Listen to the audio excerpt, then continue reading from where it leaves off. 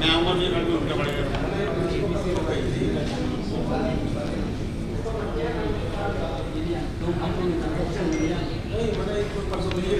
Hello madam बैठे share मंगाओ share मंगाओ।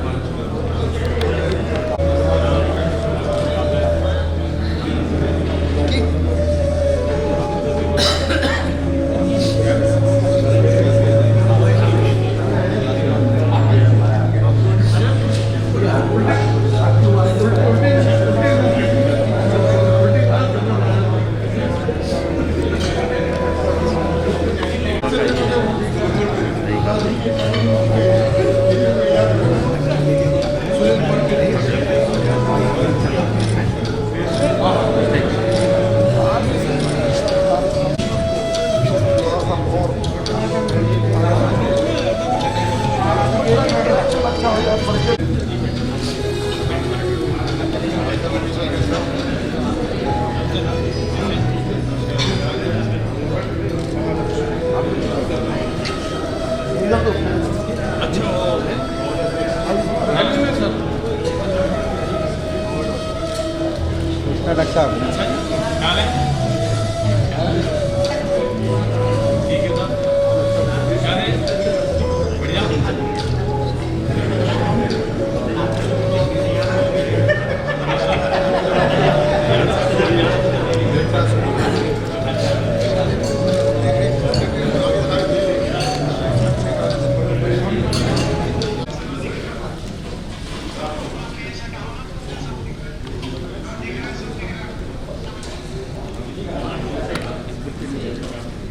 क्या बैठते साहब क्या चले मन में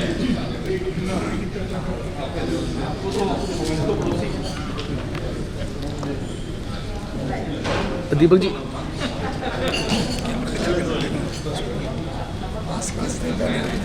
नमस्कार सर। नमस्कार जी, ये चाचा जी रामदास जी की छोटे। नमस्कार। किधर है? सुरेंद्र गुप्ता, पीयूष गोयल जी, सुशील मोदी जी, डॉक्टर नील जैन।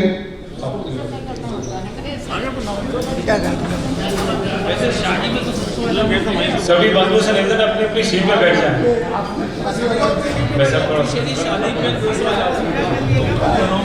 राम राम बंधुओं, जैसा आपको विदित है कि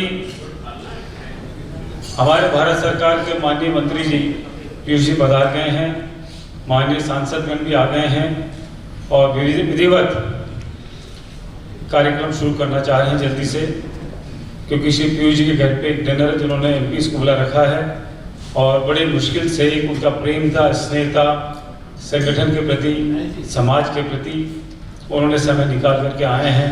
मैं हृदय से पूरे समाज संगठन की ओर से उनको धन्यवाद देता हूं, प्रणाम करता हूं।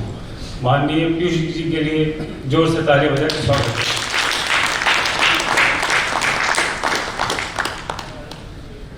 माननीय सुशील मोदी जी बिहार से पधारे हैं, आपका बहुत बहुत स्वागत सम्मान। रमा देवी जी बिहार से आई हैं, आपका बहुत बहुत स्वागत।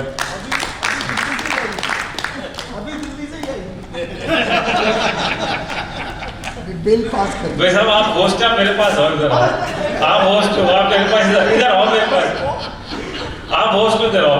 ठीक है, मैं प्रोटोकॉल के अंदर रह सकता हूँ, आप बहुत तोड़ सकते हैं।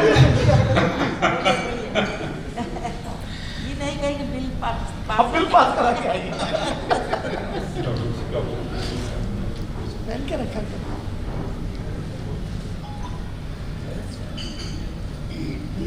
पीयूष जी को जल्दी जाना है। मैं सबसे पहले माननीय पीयूष जी को कहूँगा, आप थोड़ा मंच पे हम आपका स्वागत और सम्मान करना चाहते हैं।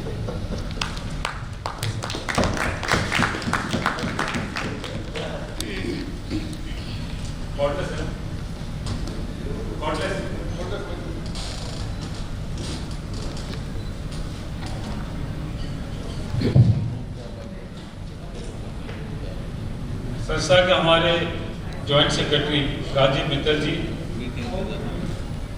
आसाम से आए हमारे अध्यक्ष सावरमल जी, आके पटका बनाए। सावरमल जी उसको रहने दीजिए, बाद में करूँगा, उसको रहने दीजिए। विक्रम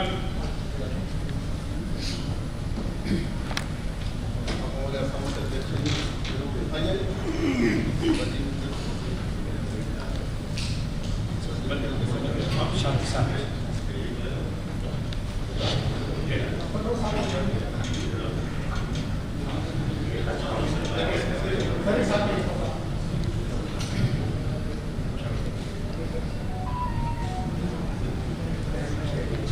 मैं इन्वाइट करूंगा हमारे वर्किंग प्रेसिडेंट दुर्गा जी अग्रवाल और कैंट आर के हमारे चेयरमैन महेश जी गुप्ता, इमीडिएट पास प्रेसिडेंट।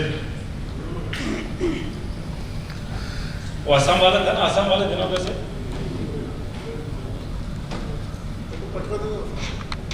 आसाम स्पेशल आसाम से आए।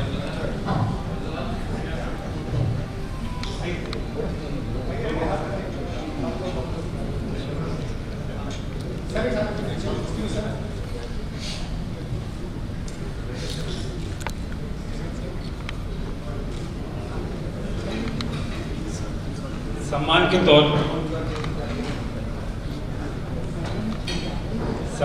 तौर पर यादगार के तौर पर एक छोटा सा मैं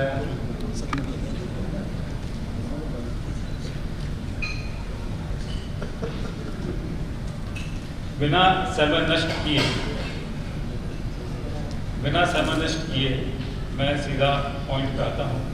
जो आज समाज देश इस पैंडेमिक से गुजर रहा है, तकलीफ पा रहा है, इंडस्ट्री तकलीफ पा रही है, व्यापार तकलीफ पा रहा है, और सब हमारे माननीय सांसद मंत्री जी यहाँ बैठे हैं कि सबको रिलीफ मिला, कहीं न कहीं कुछ मिला। किसी को राशन मिला, किसी को बिजली फ्री मिल गई, किसी को कहीं कुछ मिल गया, ऊपर वालों को लोन मिल गया, रह गए बीच में। उसके लिए मैं निवेदन करना चाहूँगा कि उन्हें हमारी पीड़ा समझें और कहीं न कहीं कुछ रिलीफ मैं लिखित आज लिखे पर कहीं विचार में लाएं, जिससे कि ये वर्ग जो छूट गया है कहीं पर हम उसको एड्रेस कर सकें, उसके लिए है। और आज का जो विषय है कि समाज इस पैंडेमिक में रोल ऑफ कम्युनिटी क्या रहना चाहिए, उस पर आपका मैं विचार जानना चाहूँगा, तो थोड़ा सा आप दे सकते हैं। बहुत बहुत धन्यवाद अशोक जी। सभी सम्मान्य साथीगण, लोकसभा राज्यसभा से हमारे वरिष्ठ नेतागण, सुशील जी, राजेंद्र जी, रमा देवी जी, संगम लाल गुप्ता जी, सभी मान्य सांसद वेंकटेश, मेरे ख्याल से देश भर से यहाँ पे सांसद आपके साथ हम सब उपस्थित हुए हैं, और सभी इंटरनेशनल वैश्य फेडरेशन के सभी सम्मान्य नेतागण, समाज के नेता, भाइयों और बहनों, वास्तव में वैश्य समाज की जो पहचान है वो पहचान ही समाज सेवा के साथ जुड़ी रहती है। मैं समझता हूँ आपने बड़ा एप्रोप्रिएट सब्जेक्ट भी चूज किया है कि कोविड के समय कैसे समाज ने योगदान दिया। उसके तो जितने उदाहरण गिने उतने कम पड़ेंगे, चाहे वो पहले लॉकडाउन के समय कैसे देश भर में किसी को कोई आवश्यक वस्तु की कमी ना पड़ने देना, कैसे अपनी जान को भी खतरा हो तो भी दुकान चलाना, लोगों तक सामान पहुंचाना, आप सोचिए कि विश्व भर में समस्याएं आई, यहां तक कि विश्व में कई देशों में तो भुखमरी की भी समस्या के उदाहरण सुनने को मिले। भारत एकमात्र देश है जहां पे एक भी व्यक्ति का हमने ये नहीं सुना कि उसके घर में अनाज नहीं पहुंचा या उसके घर में किसी आवश्यक वस्तु की कमी है। उल्टे पहले जितनी बार जब भी कोई ऐसी आपदा आई हो, महामारी आई हो, आप 100 साल का इतिहास निकाल लें, स्पेनिश फ्लू से लेके प्लेग और जितनी भी समस्याएं हैं, अलग अलग देशों में अलग अलग समय पे तकलीफ है। मेरी खुद की लड़की न्यूयॉर्क में थी जब मार्च के महीने जब समस्या एकदम उजागर हुई, तो वो अपने कमरे घर से निकलने को डरती थी क्योंकि सड़कों पे राइट्स थे। न्यूयॉर्क के सड़कों में लोग तोड़ रहे थे दुकानों के शीशे, खाने पीने की दुकानों में सबने जाके अपना जो हाथ लग जाए लेके अपने घर गए। और ये दृश्य न्यूयॉर्क का तो मैं उदाहरण आज बता रहा हूँ, ऐसे दुनिया भर में कई जगह इस प्रकार का देखने सुनने को मिला। भारत ने जिस प्रकार से, और उसमें आप सबका बहुत बड़ा योगदान है, छोटे बड़े व्यापारी, पूरा जो हमारा चेन है व्यापारी और समाज के बड़े बड़े नेताओं ने उस समय कॉल दी कि हमें अपनी जिम्मेदारी निभानी है। और उसी के कारण पूरे देश में कोने कोने में, गांव-गांव में, चाहे वो दूध हो, चाहे वो सब्जियां हो, चाहे वो और किसी भी प्रकार की वस्तु, किसी को कभी कमी नहीं हुई। इसके लिए मैं आप सबको तहे दिल से, सरकार की तरफ से भी, मेरे व्यक्तिगत तौर पे भी आप सबको बधाई देना चाहूंगा। उसके बाद भी जो पिछला वर्ष गुजरा है, समस्याएं आई, समस्याएं विश्व भर में चल रही हैं और आज भी समस्याएं कोई खत्म नहीं हुई। हम भी इस भ्रम में ना रहें कि जैसे सब कुछ ठीक हो गया। पहले और दूसरे वेव के बीच में भी थोड़ा सा भ्रमित हो गए थे, जबकि माननीय प्रधानमंत्री जी बार बार ये बात उजागर करते थे कि हमने सावधानी बरतनी है, बड़ी संख्या में लोगों को इकट्ठे नहीं होना है, मास्क पहनना है, 2 गज की दूरी रखनी है, सभी को वैक्सीनेट होना है। पर दुर्भाग्यपूर्ण स्थिति ये रही कि आज भी दिल्ली जैसे शहर में 20% जो फ्रंटलाइन वर्कर्स हैं, यानी डॉक्टर्स और पैरामेडिकल स्टाफ, स्वाभाविक रूप से कोई भी सोचेगा वो तो सबसे पहले वैक्सीनेट होंगे। आज भी 20% लोगों ने वैक्सीन नहीं, जबकि अब तो दूसरी लहर में लगभग ये सिद्ध हो गया कि अगर किसी ने वैक्सीन लिया तो साधारणतः कोविड कम लोगों को आया जिन्होंने वैक्सीन लिया था। आया भी तो बड़ा माइल्ड आया, रिकॉर्ड करने की आवश्यकता है जब ऐसे लोग करेंगे। माइल्ड आया और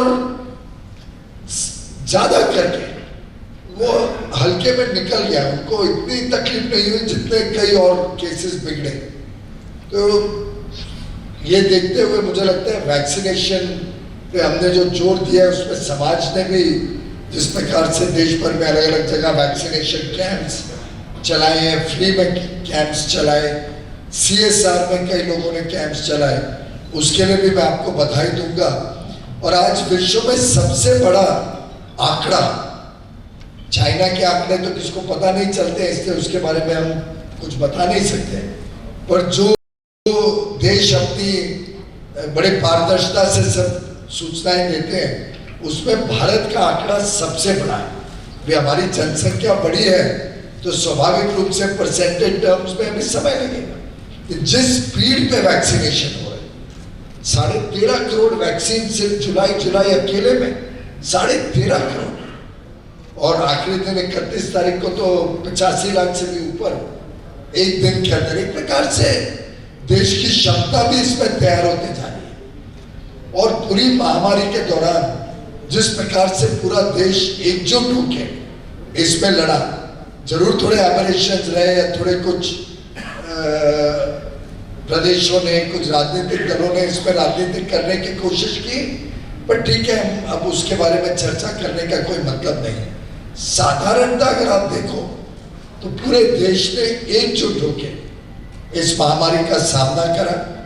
दूसरी वेव ज़्यादा भयानक थी, समस्याएं भी ज़्यादा आई, लेकिन उसमें भी भारत ने अपनी अर्थव्यवस्था को भी जीवित रखा, जिससे लोगों को रोजमर्रा की चीज़ों की तकलीफ नहीं हो, लोग बेरोजगार नहीं हो। और अभी भी एक स्पीड पे तो वैक्सीनेशन चल ही रही है, लेकिन मैं समझता हूँ हमने सबने थोड़ी थोड़ी और ज़्यादा सावधानी बरतने की आवश्यकता है। मैं आने से अभी तक सबको यही रिक्वेस्ट कर रहा था, मास्क पहने। अब हमारे सीनियर लीडर्स, जिम्मेदार लोग, अगर हम मास्क के ऊपर ध्यान नहीं देंगे तो फिर समाज में क्या मैसेज जाएगा। तो मेरा तो मानना है कि मैं भी गिन भी रहा था, तो साधारणतः 50 लोग ये हैं स्टाफ को अगर छोड़ दें तो अच्छा, आपने एक छोटी गैदरिंग रखी है, 50 लोग तक की गैदरिंग है। और इसमें भी लेकिन हम जितनी सावधानियां बरत सकें हमने बरतने की कोशिश करनी चाहिए। कोशिश ये भी रहनी चाहिए कि शादी ब्याह थोड़े बहुत शुरू में उसमें भी लोग संयम रखें, फिर एक बार पहले की तरह एकदम छूट ना हो जाए। और बहुत सारे काम जो देश भर में किए गए, चाहे मुफ्त में अनाज बांटने का काम हुआ हो, अलग अलग प्रकार से चिकित्सा का काम हमारे समाज ने बड़े रूप में किया है। और हमारे तो पहचान रहती है कि आप अगर शायद गणना करें पूरे देश में, सबसे अधिक स्कूल, कॉलेज, अस्पताल हमारे समाज के लोगों ने दानवीर की भावना से पूरे समाज की सेवा के दृष्टिकोण से आज देश भर में खड़े किए हैं। और ये हम सबके लिए गर्व की बात है कि हमारे पूर्वजों ने शुरू से इस चीज पे बल दिया कि हम कमाएंगे भी, लेकिन समाज को वापस भी देंगे। और आपके पिताजी तो, उनके साथ तो हमने बचपन से काम किया है। एक रामदास जी तो उसके एक उदाहरण रहे कि कैसे समाज के साथ जुड़ना, चाहे वो राजनीतिक क्षेत्र में रहे, बड़ा व्यापार किया, लेकिन समाज और सामाजिक काम को प्राथमिकता सदैव दी। आपकी बात मैंने नोट भी किया है। वैसे अलग अलग प्रकार से, चाहे वो क्रेडिट गारंटी स्कीम के माध्यम से लोगों को सुविधाएं मिले, अलग अलग चीज़ों में माननीय वित्त मंत्री जी ने बहुत सारे छूट भी अनाउंस किए अलग अलग समय पे। पर सिर्फ आज बड़े बड़े नेता इकट्ठे हुए हैं, अगर आप लोग कोई और विचार आप में से आते हैं, कोई और चीज़ जो करने से व्यापारी वर्ग को और आगे जल्द खड़े होने में, जल्द अपने इकोनॉमिक एक्टिविटी, अर्थव्यवस्था को और सुधारने में सुविधा हो, तो जरूर आप थोड़े और सुझाव दीजिएगा। हम में से किसको भी दे सकते हैं, सुशील जी के माध्यम से ला सकते हैं, अनिल जी के माध्यम से ला सकते हैं। कोई भी 2-3 लोगों का शिष्टमंडल को तैयार करें, क्या करने से लाभ होगा। फिर हम अपने नेताओं से बात करेंगे, माननीय वित्त मंत्री जी से भी बात करके देखते हैं क्या और हो सकता है। लेकिन इतना जरूर आपको विश्वास दिलाना चाहूँगा कि माननीय प्रधानमंत्री जी और हमारा पूरा नेतृत्व पूरी तरीके से आपके काम का, आपके इस पूरे 1.5 वर्ष के बहुत कठिन समय का भी पूरी तरीके से संज्ञान लेता है। हर वक्त उनके मन में रहता है कि कैसे हम जल्द से जल्द अर्थव्यवस्था को सुधार करें, जिससे व्यापारी वर्ग का भी काम ठीक हो जाए। जहाँ जहाँ पे तकलीफ होती है उसमें हमारे को सबको, मंत्रियों को इंस्ट्रक्शन है कि फास्ट डिसीजन लेके रिजॉल्व करो लोगों की समस्याओं को। ज्वेलर्स की इशू बहुत टाइम से चल रही थी, मैंने स्वयं कई सारी मीटिंग्स दी और साधारणतः उसको सरल कर दिया एकदम। अभी भी कोई लोग आते हैं तो अभी भी मैं मिलता हूँ, समझता हूँ कुछ और सुधार की जरूरत है तो तैयार हूँ। ई कॉमर्स से कुछ मात्रा में हमारे व्यापार पे जो प्रॉब्लम आई है उसके लिए भी मैं लगातार काम कर रहा हूँ। मैंने नए ई कॉमर्स के कंज्यूमर प्रोटेक्शन एक्ट के गाइडलाइंस निकाले, उस पर चर्चा चल रही है कि कैसे हमारे छोटे व्यापारी, खुदरा व्यापार को संभाला जाए। ई कॉमर्स के प्रभाव में छोटा व्यापारी नहीं खत्म होना चाहिए। पूरी तरीके से ये सरकार आपके साथ खड़ी है, ये सरकार आपकी सरकार है और कभी भी हमारे द्वार 24 घंटे खुले हैं। मैं नहीं समझता हूँ चाहे महेश जी हो, चाहे आपने या कोई भी हमारे समाज के संगठन ने कभी समय मांगा हो या कोई विषय पे बात करनी चाहिए हो तो इस सरकार का कोई मंत्री कभी आपको ना नहीं बोलेगा। तो मैं सुधीर जी भी आ गया, हमारे राष्ट्रीय सह कोषाध्यक्ष भारतीय जनता पार्टी के और माननीय सांसद, ये सब इतने सारे दिग्गज नेता जब आपके पास हैं तो आपको तो जरा भी तकलीफ नहीं होनी चाहिए। तो हम प्रयत्नशील हैं, लेकिन इतना जरूर कहूंगा कि जिस प्रकार से इस समाज ने एकजुटता भी दिखाई, समन्वय आपने लिखा है, समन्वय भी रखा, अलग अलग संस्थाएं हो सकती है लेकिन फिर भी एक समन्वय भावना से समाज आगे बढ़ रहा है। कठिन दौर से हम पूरा देश और पूरी दुनिया गुजर रही है। इस कठिन दौर को हम एक बार पार कर ले, मेरा विश्वास है कि आगे का भविष्य देश के लिए और देश के साथ साथ हम सब के लिए, हमारे बच्चों के लिए बहुत उज्जवल रहेगा। भारत को कोई रोक नहीं सकता एक बड़ी ताकतवर अर्थव्यवस्था बनने में, एक बहुत मजबूत भविष्य इस देश का दिखता है। आखिर पूरी दुनिया इस पूरे संकट के समय भी सबसे ज्यादा अगर एफडीआई फॉरेन इन्वेस्टमेंट आया तो भारत में, जबकि पूरे विश्व में 30-40% घटा, भारत में बढ़ा। अभी 1-1.5 घंटा पहले मेरे पास पिछले महीने के एक्सपोर्ट के नंबर्स आए, निर्यात के नंबर्स। $35 बिलियन से ज्यादा निर्यात जुलाई महामारी के बीच में, और एक महीने में 35 बिलियन का निर्यात भारत के इतिहास में कभी नहीं, never in the history of India 35 billion. और नॉर्मली कभी कभी मार्च में धक्का मार के, हम सब जानते हैं व्यापारी, मार्च में ईयर एंड में हम धक्का मारते हैं, तो मार्च में भी अभी तक का हाईएस्ट 32 बिलियन। हमने जुलाई में इस देश के, और ये सब में आप सबका सहयोग है, आप सबका योगदान है, 35 बिलियन क्रॉस किया। और उसी को मद्देनजर रखते हुए माननीय प्रधानमंत्री जी ने $400 बिलियन का एक्सपोर्ट का टारगेट इस साल के लिए रखा है, जो कभी इतिहास में नहीं हुआ। पिछले 12 सालों का मैं देख रहा था, 250, पौने 300 और एक वर्ष में $330 बिलियन तक गए। बस यहीं पे अटकी हुई है कहानी। अब इस साल अगर 400 कर लेते हैं, साथ में सर्विस सेक्टर बहुत अच्छा कर रहा है। सर्विसेज में तो महामारी के बीच भी हमने 97% of previous year last year कर लिया था। इस साल तो ग्रोथ होगा उसमें भी, मुझे विश्वास है। और ये सब चीजों का प्रभाव हम सब पे आएगा। स्पेंडिंग बढ़ेगी, खर्चा बढ़ेगा तो हम सबका व्यापार बढ़ेगा। तो हौसला और हिम्मत हमारे को बढ़ा के रखना है। चीजें सुधर रही है, अगर हम सावधानी बरतते हैं तो थर्ड वेव तो आज यूएसए में भी आई हुई है।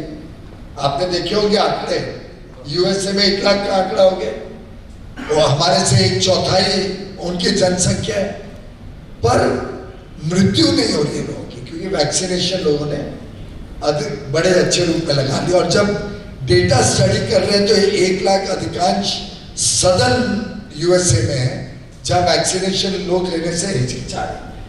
तो हमारे लिए, सबके लिए वास्तव में जरूरी है कि जो दुकान पे जा रहे हैं, जो बाहर काम पे जा रहे हैं, ये जल्द से जल्द अपना वैक्सीन का शॉट लें।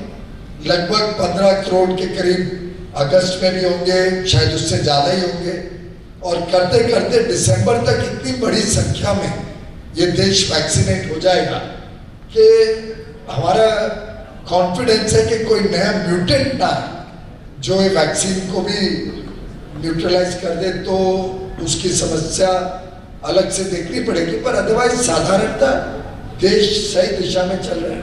माननीय प्रधानमंत्री जी 2400 घंटे तक पर, मैं नहीं जानता हूँ कब सोते हैं, कब उनके मन को विश्राम मिलता है, कब उनका फोन आएगा रात को, सुबह पूरे समय चिंता में है कि ये कर लिया जाए, वो कर लिया जाए, ऐसे करें वैसे करें। और मैंने तो ऑक्सीजन के समय भी देखा किस प्रकार से देश भर में 10 गुना, कोई विश्व का कोई देश नहीं 10 गुना अपना मेडिकल ऑक्सीजन नहीं बढ़ाया जो भारत ने किया। 700-900 टन रोज का ऑक्सीजन यूज होता था, 9000 तक चले गए मेडिकल ऑक्सीजन।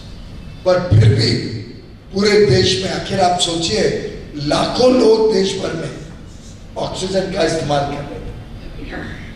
तो ऐसी परिस्थिति में कुछ लोगों ने उसमें भी राजनीति की, वो बड़ा दुर्भाग्यपूर्ण है। पर थ्रू आउट दैट पीरियड प्रधानमंत्री जी का नेतृत्व तो आगे दिखता था कि अभी एयरफोर्स से एम्प्टी कंटेनर्स भेजो, रेलवे से भर के लाओ, क्योंकि एरोप्लेन में भर के गैस नहीं ला सकते हैं। अलग अलग तरीके से प्रधानमंत्री जी दिन रात सोचते रहते थे और क्या करें जिससे फास्ट ट्रांसपोर्ट हो, प्रोडक्शन बढ़े, स्टील प्लांट्स की प्रोडक्शन स्टील की कम करके ऑक्सीजन बढ़ाओ, रिफाइनरी से बढ़ाओ। एकदम एक कोने से दूसरे कोने, यानी 2-2 हजार किलोमीटर दूर ऑक्सीजन भेजा। जामनगर से लेके केरल, आप सोचिए कैसे घूम के जाना पड़ता है, क्योंकि घाट है बीच में, घाट में ट्रेन में नहीं जा सकता। अलग अलग तरीके से एक एक दिन के अंदर रैंप्स बन रहे हैं ट्रेन में कंटेनर्स को मूव करने के लिए। एयरफोर्स शिप्स, एयर नेवी की शिप्स लगा के विदेश से ऑक्सीजन लाया गया। तो प्रधानमंत्री जी ने, जिसको कहते हैं ना लीडिंग फ्रॉम द फ्रंट, उसका उदाहरण दिया। और वो भी हमारे समाज के लिए तो गौरव ही होना चाहिए। मतलब मैं उनको समाज के साथ सिर्फ जोड़ के बात नहीं रखना चाह रहा हूँ, लेकिन हमारा समाज का गौरव है। तो आगे के दिन भी हम सब मिलके इसी तरीके से कैसे देश में दिशा भी दें और आगे चल के देश की दशा भी सुधारें, इसके लिए हम सब मिलके काम करें। आप कुछ और सुझाव होंगे तो जरूर हमारे पास रखना, और उसमें भी फिर हम हमारे नेताओं से, माननीय वित्त मंत्री से बात करेंगे। आप सबको बहुत बहुत शुभकामनाएं। धन्यवाद।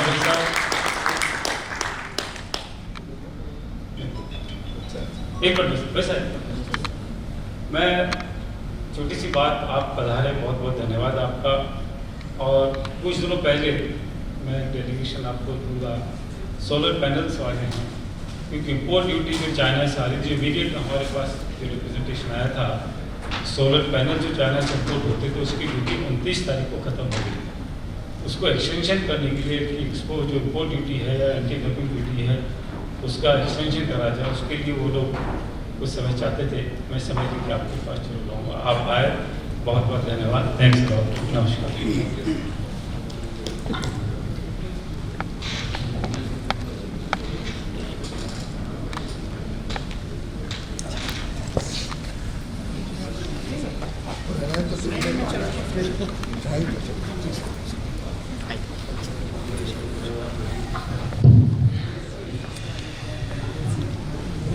बैठिए, सब लोग बैठिए, सब लोग अपने अपने स्थान पे रहें।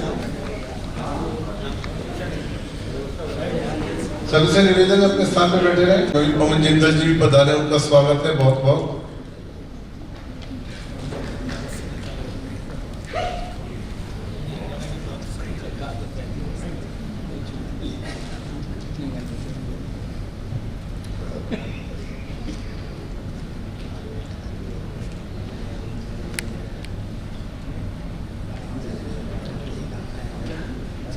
वैसे तो अभी पीयूष जी बोल के गए शिष्टमंडल में बनाने, पर बाकी सारे काफी सब लोग नीति निर्माताओं में हैं जो बैठे हैं हमारे सामने। मेरे भी इसमें छोटा सा सुझाव जरूर है। आप सब लोगों को, हालांकि मैं सुझाव देने की हिम्मत नहीं कर सकता, परंतु व्यापारी के लिए बहुत कुछ काम ऐसे भी हैं जिसमें बिना कोई फंड लगे बिना भी काम हो सकते हैं। व्यापारी को सम्मान वो बहुत बड़ी चीज है। तो उस पर गवर्नमेंट के लेवल के ऊपर, डिस्ट्रिक्ट लेवल तक, राजेंद्र जी आप लोग कहीं करके बात करके कि, और सीधा सा simple formula, who is the highest tax payer, उसका डिस्ट्रिक्ट में, स्टेट पे 15 अगस्त में, 26 जनवरी में कहीं ना कहीं उसका मान सम्मान होना चाहिए। सम्मान तो उसका हो एटलीस्ट, उसमें हो सकता है 2-4-5% कोई ऐसा भी हो जिसका कोई वो भी हो, लेकिन कम से कम नॉर्मली जिसके खिलाफ कोई ऐसी बात ना हो तो उसका सम्मान और उसकी सुरक्षा, सामाजिक सुरक्षा, जैसे सामूहिक किसान बीमा है, सामूहिक लेबर के बीमा हम कराते हैं, ऐसे कोई एक मेरा एक सुझाव है कि जो भी हम लोग टैक्स पे करते हैं उसमें से भले ही 1%, आधा परसेंट, 4-5% जैसे प्रोविडेंट फंड बनता है, उस तरीके की कोई चीज बना के उसी में से भले जो उनका इंश्योरेंस, सामाजिक सुरक्षा, किसी की दुकान जल जाती है, किसी का अचानक कुछ काम ऐसा हो जाता है, तो इस पे हमें सोचना चाहिए। और व्यापारी को सम्मान बहुत जरूरी है। मतलब नहीं तो ये बन गई कि भाई जितना बड़ा टैक्स पेयर उतना बड़ा वो घोटाला कर रहा है। ये छवि को आहिस्ता आहिस्ता हम लोगों को खत्म करना चाहिए। इसमें आप लोगों का बहुत बड़ा रोल हो सकता है, खासतौर से सभी जो राजनीति में, मेरी दृष्टता क्षमा करें अगर मैंने कोई गलत बात कह दी हो तो, लेकिन ये मन का दर्द है हम लोगों का कि कहीं उस तरीके से नहीं होता, सामाजिक कल्याण में ये चीजें दी जा सकती हैं।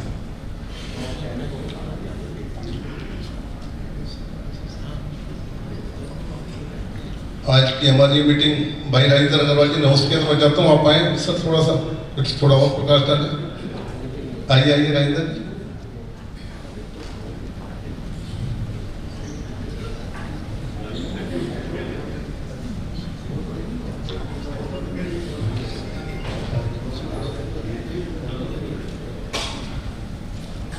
हमारे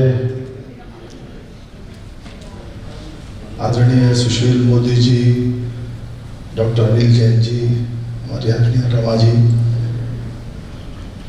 हमारे पिंटू जी और सभी यहाँ पर, हमारे सुधीर जी, वेंकटेश जी ने,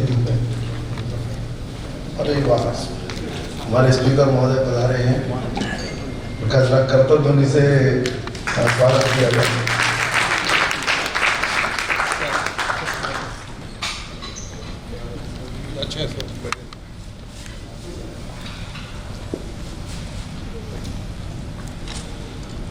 नितिन बाबू बैठिए सब लोग प्लीज। वैश्य महासम्मेलन के सभी सम्माननीय पदाधिकारीगण, और अब तो इस कार्यक्रम की शोभा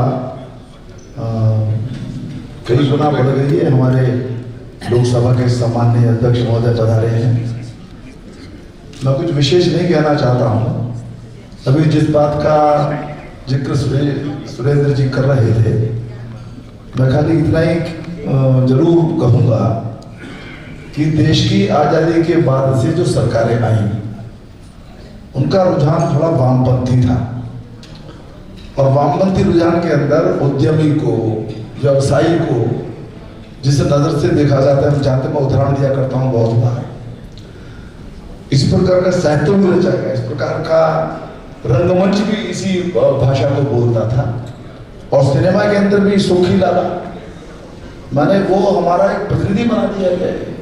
आप जहाँ कहीं भी देखें उस वक्त की फिल्मों के अंदर कहीं पर कोई शोषण की कोई गतिविधि दिखानी हो तो उसके अंदर किसी मारवाड़ी को, किसी व्यवसायी को, किसी उद्यमी को, तो ये एक नजरिया था उनका। और नजरिए का दुष्परिणाम ये हुआ कि देश के अंदर इकोनॉमिक एक्टिविटीज प्रभावित हुई, रेवेन्यू जनरेशन कम हुआ, कल्याणकारी योजनाओं के लिए कर्जे देने पड़े, देश क्रमशः कर्जे के टैग ट्रैप के अंदर फंसता चला गया। लंबी बात है, अरे सुशील जी उसके तज्ञ हैं, और भी सब लोग यहाँ जानकार बैठे हैं, क्योंकि ज्यादा कहना नहीं चाहता हूँ। देखा जाए तो 91 में जो इकोनॉमी ओपन हुई, उन मजबूरियों में से वो इकोनॉमी ओपन हुई वो, लेकिन वो जो भाव था उसका जो नुकसान होना था वो हुआ है। अपनी ये जो सरकार है माननीय मोदी के नेतृत्व की, मैं बहुत बार अरुण जेटली जी का जो प्रथम बजट भाषण था उसमें मैं उदाहरण दिया करता हूँ। आपको स्मरण होगा, जो लोग लोकसभा की या संसद की कार्रवाई को फॉलो करते हैं, लोगों ने आरोप लगाए कि साहब ये जो बजट है ये तो गरीबों के विरोध में है, ये तो जो है इंडस्ट्री के पक्ष में है, ये तो उद्यमियों के पक्ष में। आप भाषण देखिएगा, विपक्षी दलों इसी प्रकार के भाषण थे।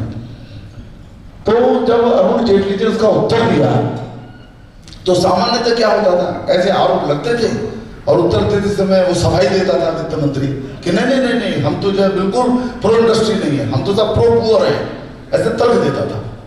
आप फिर मैं कह रहा हूँ कि आप जरा भाषण देखिएगा उनका। उन्होंने कहा कि यस, हम प्रो इंडस्ट्री हैं, हम प्रो उद्यम हैं, क्योंकि प्रो उद्यम होंगे, प्रो इंडस्ट्री होंगे, तभी रेवेन्यू जनरेट होगा, और जब रेवेन्यू जनरेट होगा तभी हम प्रो पुअर हो पाएंगे।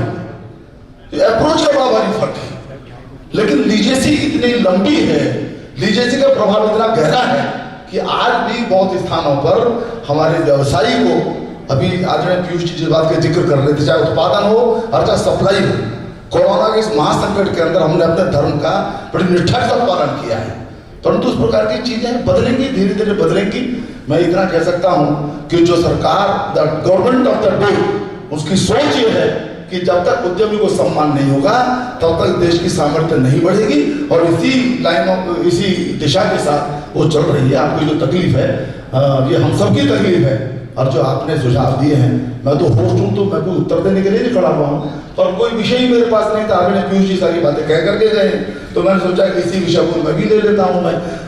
मैं सबका एक आतिथ्य के नाते सबका हृदय से बहुत बहुत मैं स्वागत करता हूँ। बहुत दिनों के पश्चात, कोरोना की वजह से कह लीजिए, इस प्रकार का एक आकर्षक कार्यक्रम हुआ है, जिसमें हम लोग साथ साथ भोजन भी करेंगे।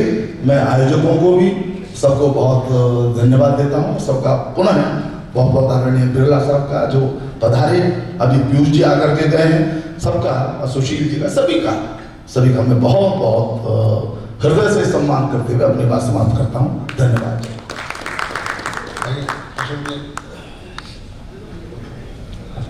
अध्यक्ष जी हमारे अशोक जी।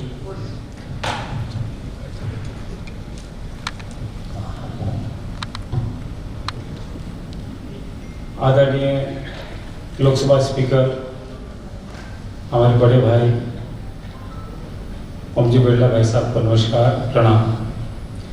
बहुत शॉर्ट नोटिस पे आपने हमारा निमंत्रण स्वीकार करा, और आपकी प्रेजेंस से समाज की हमारी एक प्रतिष्ठा बढ़ी, सम्मान बढ़ा, और सबको आगे काम करने के लिए पूरा जोश और उत्साह मिलेगा। बंधुओं, जैसा कि आपको पता है कि समय की लिमिटेशंस हैं, गरिमा है, मैं अब निवेदन करूंगा माननीय सुशील मोदी जी से कि वे समाज को, इतने वर्ष उन्होंने समाज में, राजनीति में सब बिताए हैं, हमको मार्गदर्शन प्रदान करें कि समाज को इस पैंडेमिक में कैसे अपना रोल निभाना है। वैसा आदरणीय श्री ओम बिरला जी, श्री राजेंद्र जी, अनिल जी, तमाम यहाँ बैठे अंतर्राष्ट्रीय वैश्य फेडरेशन के मित्रों, बहनों और भाइयों,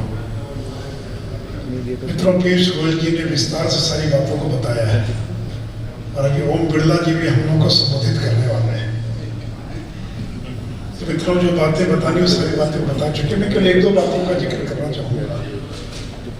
इस बार ये जो महामारी फैली है, 1917-18 में भी इसी प्रकार की महामारी आई थी, और शायद यहाँ बैठे लोगों को इस बात की जानकारी नहीं होगी कि 1.5 करोड़ लोग मरे थे। 1.5 करोड़। उस समय भारत की आबादी करीब 35 करोड़ थी, इसमें पाकिस्तान, बांग्लादेश सब मिलाकर था, तो 1.5 करोड़ लोगों की मौत हुई थी। दूसरी बात, वो कोरोना टीका का भी जिक्र थोड़ा हुआ है। ये कोरोना टीका कोई पैरासीटामोल नहीं है, कोई खांसी की दवा नहीं है, कोई कैंसर की दवा नहीं है। प्रधानमंत्री जी हम लोग को संबोधित कर रहे थे, यानी एक टीके के निर्माण में कितने वर्ष लगते हैं। पोलियो का टीका बनने में 40 साल लगा, तब जाकर पोलियो के टीके का निर्माण हुआ, और भारत में 26 साल लगा, तब जाकर सभी लोगों को पोलियो का टीका लग पाया। ये तो मैं नरेंद्र मोदी जी का कमाल है कि उनके प्रयास से 1 वर्ष के भीतर हमने कोरोना के टीके का निर्माण कर लिया। इसलिए साधारण उपलब्धि नहीं है। तो श्री मित्रों, कोरोना काल में सभी लोग प्रभावित हुए, लेकिन सबसे ज्यादा व्यापार जगत, उद्योग जगत बुरी तरह से प्रभावित हुआ, और किसी भी सरकार की सीमाएं हमको अमेरिका के समान कोई स्टिमुलस तो दे नहीं सकते कि अपनी जीडीपी का इतना परसेंटेज स्टिमुलस दे दें, लेकिन जितने कम समय में हमने रिकवरी हासिल की है ये कोई सामान्य बात नहीं है। इसलिए मित्रों, इस कोरोना काल में, संकट के काल में इस समाज की बहुत बड़ी भूमिका है। और एक पॉलिटिकल बात की थोड़ी सी चर्चा को बताना चाहूँगा कि धीरे धीरे समाज में जो जागृति आई है और उसका परिणाम कि बिहार जैसे राज्य में जहाँ पर मैं लगातार सक्रिय रहा, कि आज बिहार में कुल 22 विधायक इस समाज की जीत कराए हैं। 22 अभी तक का सर्वाधिक संख्या। और एक बड़ी बात और है, इस समाज के लोगों की खासियत है कि सबों को लेकर चलने की आदत है। गांधी क्यों सफल हुआ? क्योंकि गांधी सबको लेकर चलता, किसी को छोड़कर नहीं चलता था। और इसलिए हमारा जो स्ट्राइक रेट है, मैं अलग अलग वर्गों का जिक्र नहीं करूंगा, इस समाज के लोग जिस भी पार्टी से खड़े हुए उनका स्ट्राइक रेट सबसे ज्यादा रहा। बीजेपी ने कुल 16 लोगों को टिकट दिया, जिसे 15 जीत कर आए। यहां तक कि इस बार राष्ट्रीय जनता दल जैसी पार्टी से भी 5 वैसे समाज के लोग जीत कर आए। तो यानी धीरे धीरे ताकत के नाते समाज उभरा है, तब कोई राजनीतिक दल उसकी उपेक्षा नहीं कर सकता है। और अभी जो पीयूष जी ने कहा कि देश के प्रधानमंत्री, देश के गृह मंत्री, लोकसभा के अध्यक्ष जिस समाज से आते हैं, और हम लोग तो बदनाम इसलिए रहे। आज भी सुबह एक टॉक में सुन रहा था टीवी पर, तो यही कह रहा था कि ये पार्टी तो बनियों की पार्टी है। ये मैं इसको कॉम्प्लीमेंट नहीं मानता हूँ, क्योंकि किसी एक वर्ग की पार्टी होना ये कोई बहुत अच्छा नहीं है, लेकिन एक ऐसा वर्ग है जो जनसंघ काल से लेकर आज तक जो हिला नहीं, डुला नहीं और हर परिस्थिति में भारतीय जनता पार्टी के साथ रहा है। मित्रों, इसलिए अखिल भारतीय वैश्य फेडरेशन के इस कार्यक्रम में आकर मुझे खुशी हुई है। और जैसा पीयूष जी ने कहा कि ये सरकार आपके लिए है, सबों के लिए, लेकिन विशेष करके व्यापारी वर्ग की जो भी समस्याएं होंगी उसको प्रोएक्टिव तरीके से समाधान करने का हम लोग प्रयास करेंगे। इन्हीं शब्दों के साथ आप सभी लोगों को मेरी बधाई, शुभकामना। धन्यवाद सुशील जी।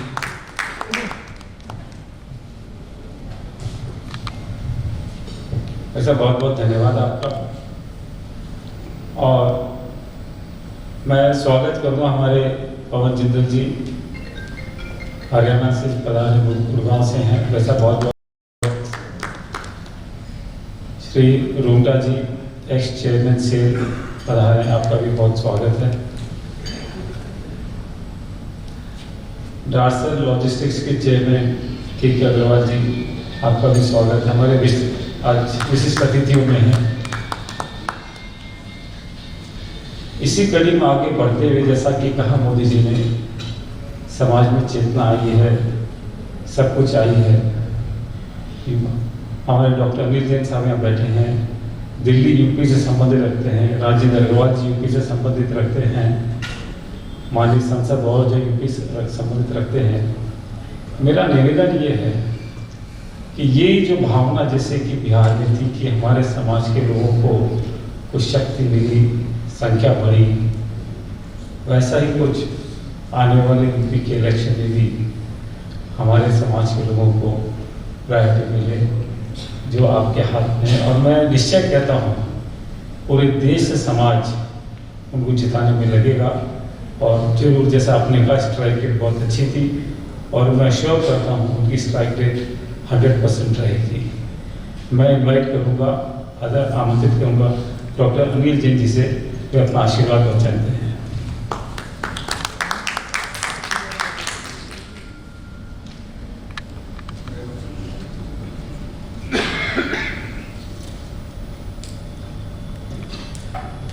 अंतर्राष्ट्रीय वैश्य महासम्मेलन के इस कार्यक्रम में उपस्थित हम सबके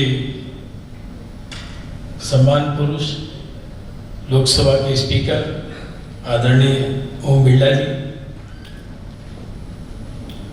अभी हम सबको छोटे से भाषण में ही बातें दिखे गए, ऐसे समाज के और देश के भारतीय जनता पार्टी के वरिष्ठ नेता श्री सुशील मोदी जी, हमारे बड़े भाई बहुत समय से सांसद हैं श्री राजेंद्र अग्रवाल जी, महेश पोद्दार जी, माननीय पवन जिंदल जी हमारे प्रांत संघ चालक हैं हरियाणा से, और अंतर्राष्ट्रीय वैश्य महासम्मेलन के सभी बड़ी बहन और प्रखर और एग्रेसिव नेत्री रमा देवी जी एवं सभी अंतर्राष्ट्रीय वैश्य सम्मेलन के पदाधिकारीगण। आज 25 स्टेट्स के लोग यहाँ रिप्रेजेंट कर रहे हैं। ये गागर में आपने सागर भर दिया है क्योंकि संख्या कम है और रिप्रेजेंटेशन बड़ा है, प्रभावी ज्यादा होगा। जैसा कि मैंने सुशील जी ने, मैंने पीयूष जी ने अपनी बात रखते समय अपनी समाज की विशेषताओं के विषय में भी और समाज का पूरे बृहद समाज के लिए योगदान के विषय में भी अपनी बात रखी है। जब से हम लोगों ने होश संभाला है तब से हमने देखा है कि राजनीतिक दृष्टि से तो हमारी प्रतिबद्धता है ही, लेकिन सामाजिक दृष्टि से अपने समाज ने बगैर गाए बजाए भी जितना समाज से लिया है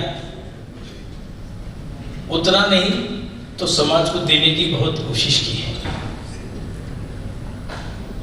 हम युवकों की एक बैठक में ये हमेशा जिक्र करते हैं कि अगर किसी ने किसी से 10 रुपए उधार लिए और 10 रुपए दे दिए तो उसने कोई एहसान नहीं किया। 10 रुपए देकर देने वाले ने 10 रुपए दिए तो उसने एहसान किया था, लेकिन हमने 10 रुपए वापस किए तो हमने ठीक काम किया।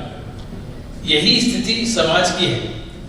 हम समाज से जितना लेते हैं उसका अगर उतना दे देते हैं तो हम एहसान नहीं करते, लेकिन आज समाज से लेते जितना है उसका 10% भी देते हैं तो बहुत गाते और बजाते हैं जैसे समाज के ऊपर एहसान किया है। लेकिन वैश्य समाज ने बहुत साइलेंटली काम किया और आज दुनिया में ये मिसाल है हिंदुस्तान की कि मोटा खाना मोटा पहनना लेकिन दान ज्यादा देना।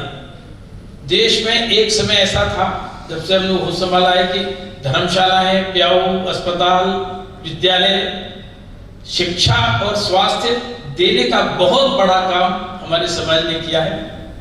और आज कोविड के समय में भी जहां जहां जैसी जैसी आवश्यकता पड़ी, अपने पास नहीं तो उधार मांगकर भी लोगों ने काम किए। उधार लेकर भंडारे चलाए। यहाँ दिल्ली में भी मैंने देखा कई जगह, संगम विहार में, देवली में, ऐसे जगह कई जगह लोगों ने ये काम किया कि जब तक हम जीवित हैं, खुद बचे रहे तो हम भंडारे चलाएंगे, लोगों को भूखा नहीं मरने देंगे, चाहे हमें घर बार बेचना पड़े। ऐसे उदाहरण हमारे समाज के लोगों ने। तो ये संस्कार जो हमें अपने पुरखों से मिले, अपने पूर्वजों से मिले, हमने उसको इस महामारी के समय पर निभाया। जैसा पीयूष जी ने बताया, अभी सुशील जी ने बताया कि पुराने समय पर जब भी महामारियां आई, बीमारी से मरने वाले लोग से ज्यादा भूखमरी से लोग बने, क्योंकि बीमारी से जब 1918-19 के स्पेनिश फ्लू में कुल मिलाकर 5 करोड़ लोग दुनिया से उनकी मृत्यु हुई और करीब करीब 1 से 1.5 करोड़ लोगों की मृत्यु भारतवर्ष में हुई। बीमारी से ज्यादा भूखमरी से बने, चाहे प्लेग हो, चाहे ये महामारी हो, जब बीच में और भी महामारियां आई हो, भूखमरी से लोग ज्यादा मरे। लेकिन इस बार हमारे समाज के कारण से और उससे ज्यादा हमारे देश के प्रधानमंत्री के कुशल और सही समय पर सही मार्गदर्शन के कारण से लोग भूखमरी से नहीं मरे। समाज भी खड़ा हुआ, सरकार भी खड़ी हुई, हमारी संस्थाएं भी खड़ी हुई और हमने सही मायने में दुनिया को फर्स्ट वेव के बाद से दुनिया को ये सीख दी कि किस प्रकार से ऐसी महामारी में कम और सीमित संसाधनों के साथ लड़ा जा सकता है। भारतवर्ष के संसाधन स्वास्थ्य के विषय में मुझे लगता है कि 100वें नंबर पर थे। और उसके बावजूद भी हमारे समाज ने, हमारी सरकार ने इस प्रकार की लड़ाई लड़ी कि हम दुनिया की अव्वल दर्जे की लड़ाई, दुनिया की जितनी भी रेटिंग एजेंसीज थी सब ने इस लड़ाई को दुनिया की अव्वल दर्जे की लड़ाई कहा। ये हमारे पूरे भारतीय समाज की ताकत कही जा सकती है। और इसी कड़ी में जैसे वैक्सीन के बाद भी मैं डॉक्टर हूं, तो मैं एक बात जरूर, ये बात सब जगह पिछले साल से कहता आ रहा हूं कि कोविड की लड़ाई को लड़ने के लिए सबसे ज्यादा प्रभावी और अंतिम शस्त्र वैक्सीनेशन है।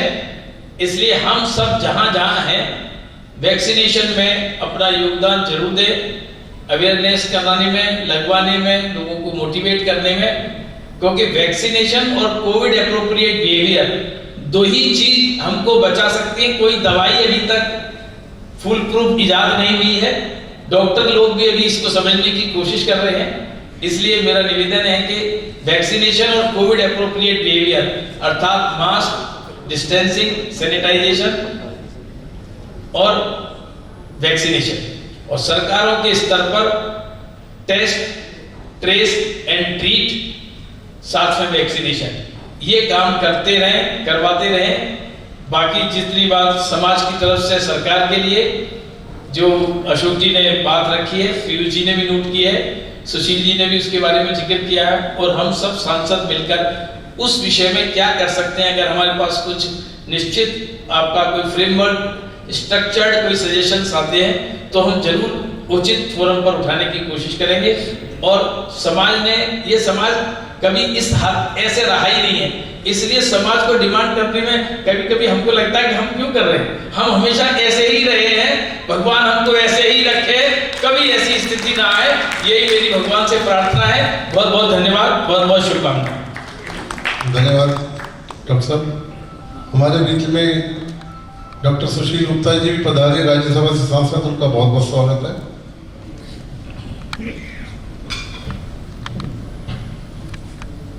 डॉक्टर साहब, आपने बहुत सही कहा है कि वैश्य समाज की डीएनए में देना ही है, ऐसा नहीं है।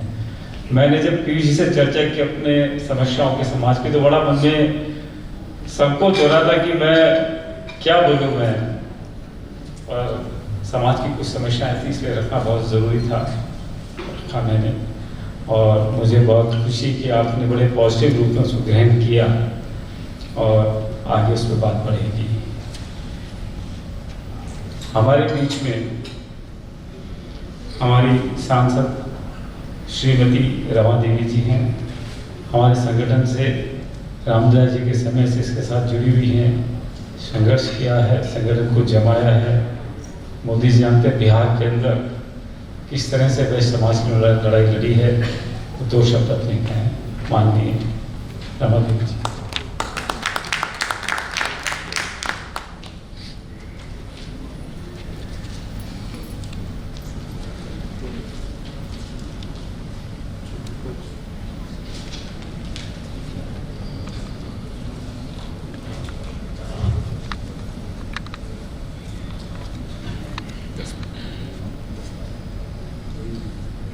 आज अंतर्राष्ट्रीय जो समाज हमारे उपस्थित हैं, उसमें हम लोग अपने विचार रखने के लिए और विचार सुनने के लिए मैं आई हूँ। हमारे सबसे पहले तो लोकसभा के हमारे सम्मानित अध्यक्ष जी आदरणीय श्री ओम बिरला जी की उपस्थिति से हम लोग गदगद हो गए कि चलिए कम से कम सांसद गणों के बीच में नहीं, हम आम वैश्यों लोग के, व्यापारियों के लोग के बीच में बैठे हुए हैं।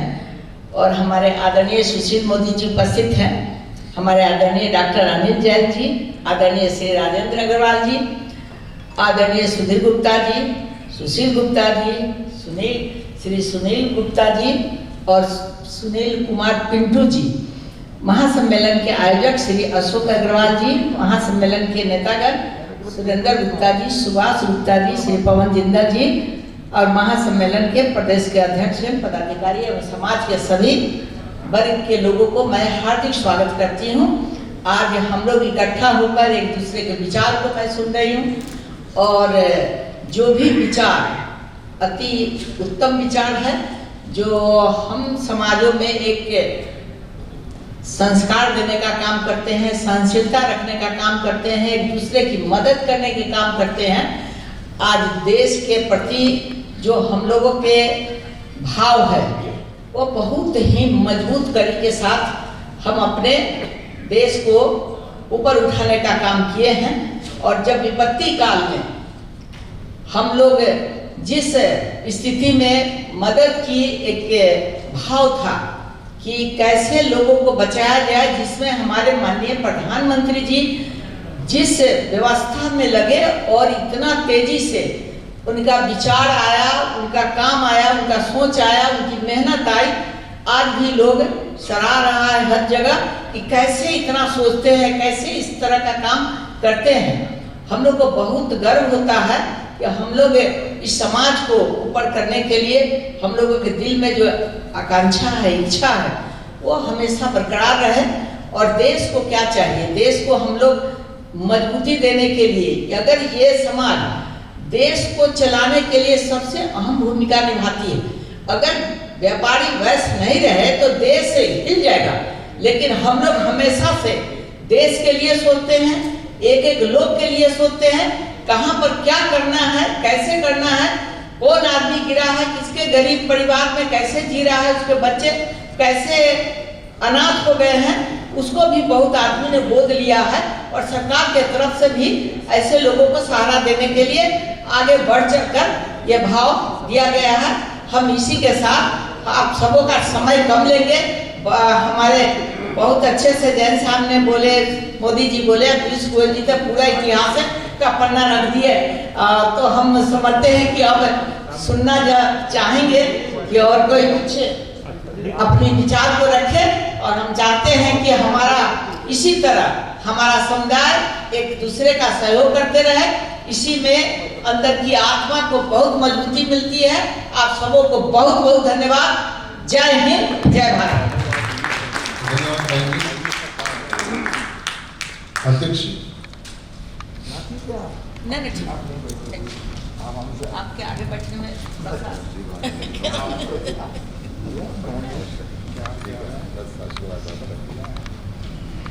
आपको कंट्रोल करते देखो।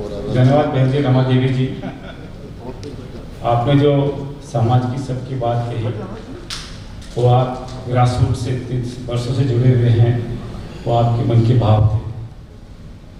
बंधु, वहाँ में स्पीकर साहब का आगे अपॉइंटमेंट उनको जाना है और मेरी इच्छा थी कि हमारे जो माननीय सांसद सब पधारे हैं, कुछ अपने विचार रखें। तो मैं स्पीकर साहब के प्रस्थान के बाद में माननीय सांसदों से निवेदन करूँगा कि वे सब हमारे जो समाज के लोग आए हैं उसका अपना विचार रखें। मैं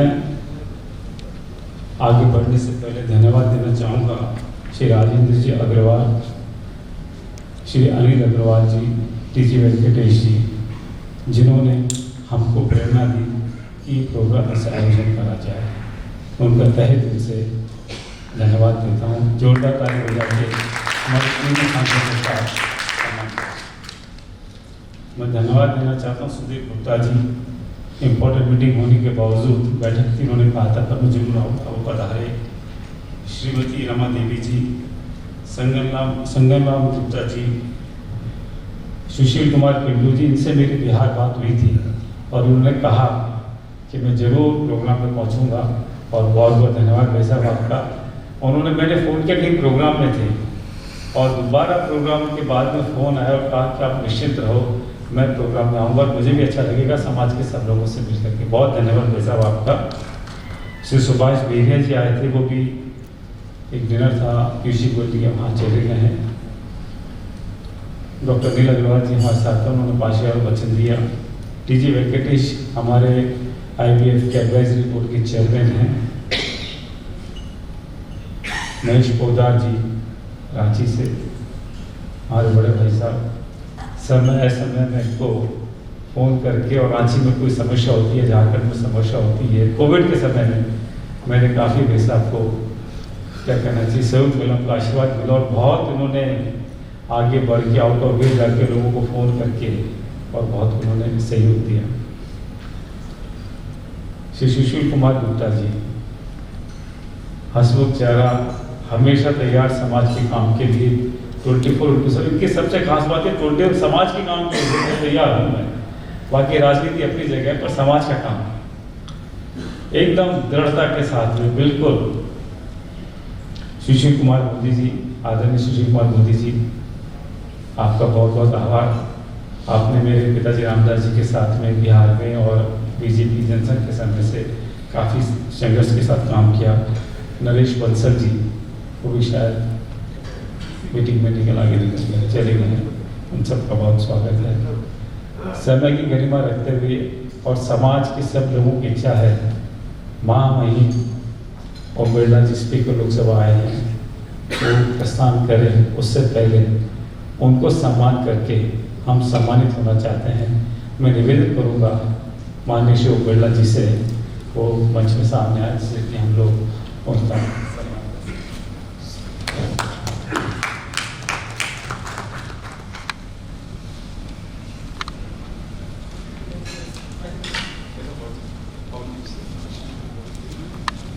हेलो पवन जी, आप स्वागत करेंगे।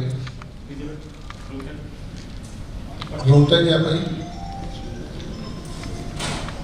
रूमटा chairman, x chairman cell.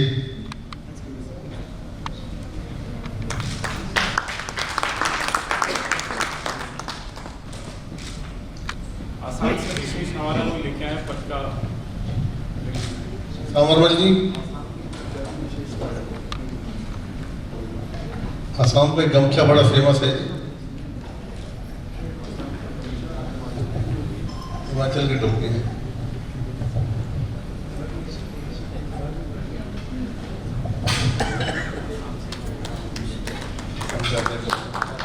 Photo लेगा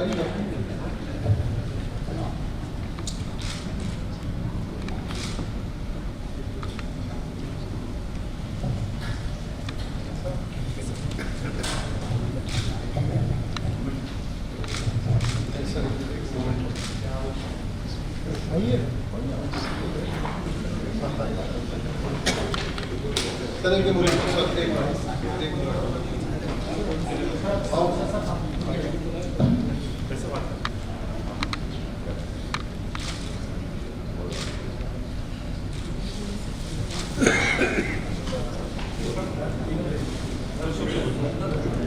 दो शब्द तो बोलेंगे, दो शब्द आशीर्वाद हो गया।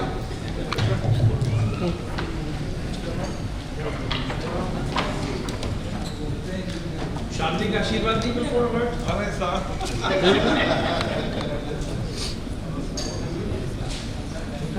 मेरा सभी बंधुओं से निवेदन है कि कृपया बैठें।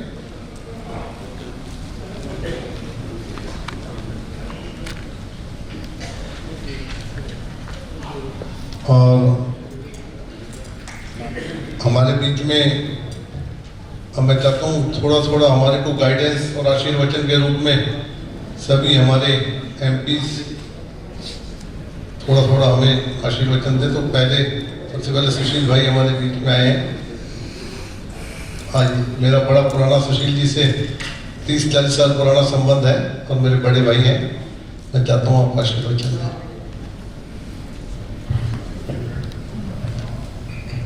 माननीय सुरेंद्र जी, हमारे स्पीकर साहब अभी है या निकल गए। ओम प्रकाश बिरला जी, सुशील मोदी जी आए हुए थे, अनिल जैन जी, राजेंद्र अग्रवाल जी, सुधीर गुप्ता जी, सुनील कुमार पिंटू जी, अशोक अग्रवाल जी, सुभाष गुप्ता जी, पवन जिंदल जी, मेरे सभी सांसदगण, उदार साहब और सभी को मेरा हाथ जोड़ के नमस्कार।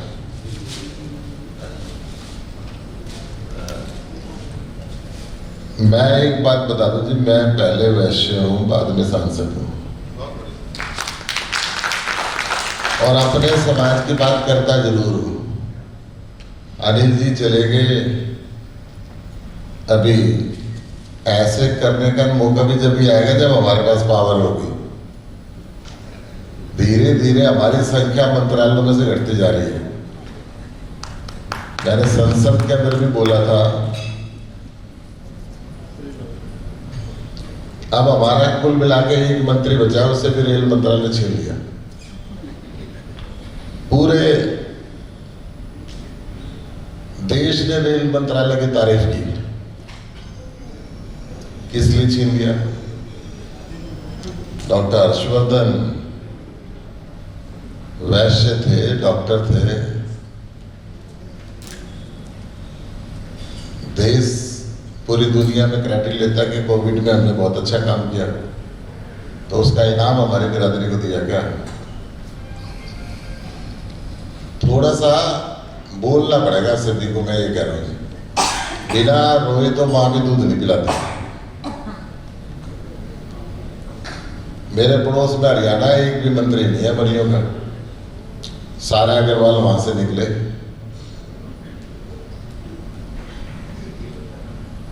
तो कहीं ना कहीं मन में तकलीफ तो होती है। हम अंतर्राष्ट्रीय वैश्य फेडरेशन बनाए, देश के महासम्मेलन बनाए, संगठन बनाए, अगर अपने समाज की आवाज नहीं उठाएंगे और शर्म के बोझ के नीचे दबे रहेंगे तो इसका कोई फायदा नहीं है। ये जो हमारे जैसे धोले कपड़े पहन के लीडर बन जाते हैं, इनके तो मुंह पे ताला लग जाता है। समाज के मुंह पे ताला नहीं लगना चाहिए। समाज के मुंह पे अगर ताला लगेगा तो समाज के दोषी कहलाएंगे समाज के लीडर। बस मुझे इतनी बात बोलनी थी। इस बात से थोड़ा मतलब गांव में बोलते थे चिट्ठी को तार समझना, थोड़े गए को पूरा समझो। जय। मैं सुशील जी की बात को आगे बढ़ाता हूँ। मेरे मन में भी बहुत पीड़ा है इस बात की, और सबसे बड़ी यह है कि देखिए हम अपने सब लोग अपने घर में बैठे हैं, कहीं से भी एक जाट को एक मीणा को आप किसी अफसर को भी हटा दो तो आंदोलन होता है। हमारा तो इतना बड़ा मंत्री हटा, चलो पॉलिटिशियंस के मुंह पे तो शायद ताला लगा हो, अगर मैं बोला था संसद में, लेकिन किसी के भी हमारे समाज पूरी 20,000 संस्थाएं 22,000 संस्थाएं हैं, कोई ज्ञापन नहीं, कोई कहीं से कोई इस बात की आवाज नहीं।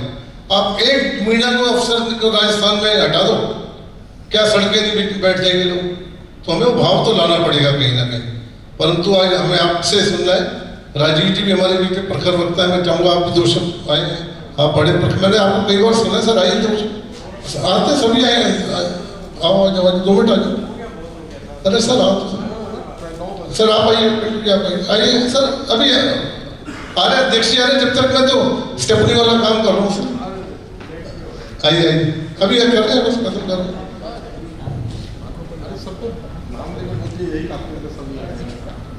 चलिए आगे अध्यक्ष जी, लेट हो रहे सब मना कर रहे।